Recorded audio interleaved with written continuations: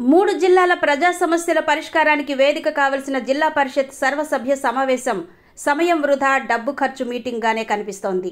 బుధవారం విశాఖ జడ్పీ సమావేశ మందిరంలో నిర్వహించిన జనరల్ బాడీ మీటింగ్ ఉమ్మడి విశాఖ జిల్లాల కలెక్టర్ల గైర్హాజరీతోనే ప్రారంభమైంది.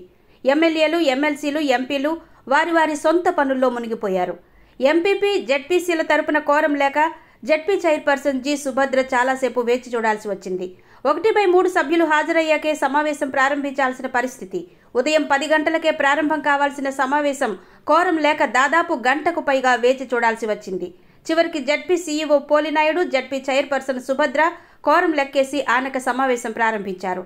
ఇదిలా ఉంటే ఎందుకొచ్చిన సమావేశాలంటూ అటు సభ్యులు, ఇటు అధికార సిబ్బంది వాపోతున్నారు. సభ ప్రారంభమయ్యాక గత తీర్మానాల్లో తీసుకున్న నిర్ణయాలేవీ అమలు కావడం లేదని జడ్పీటీసీలు ఆందోళన వ్యక్తం చేశారు. కార్యక్రమంలో బుచ్చయ్యపేట, పరవాడ జడ్పీటీసీలు రాంబాబు, రాజు తదితరులు తమ గొంతు వినిపించారు.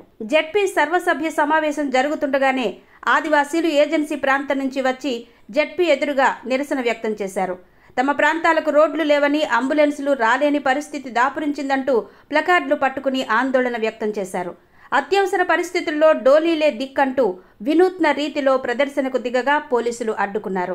పెద్దకోట, పిన్నకోట, కిపర్ల పంచాయతీ పరిధిలో 12 గిరిజన గ్రామాల వాసులు ఇక్కడికొచ్చి తమ ఆవేదన వెలుబుచ్చారు. కొయ్యూరు మండలం, రోలుగుంట మండలం సరిహద్దు కొండ శిఖర గ్రామాలైన గోండు తెగకు చెందిన ఆదివాసీలంతా మౌలిక సదుపాయాలు లేక ఇబ్బందులు పడుతున్నారని తెలిపారు. విద్యుత్ సౌకర్యం లేక చిమ్మ చీకట్లలోనే బతుకులు ఈడ్చాల్సి వస్తోందని పేర్కొన్నారు. సిపిఎం జిల్లా కార్యదర్శి కె గోవింద్ ఆధ్వర్యంలో నిరసన జరిగింది.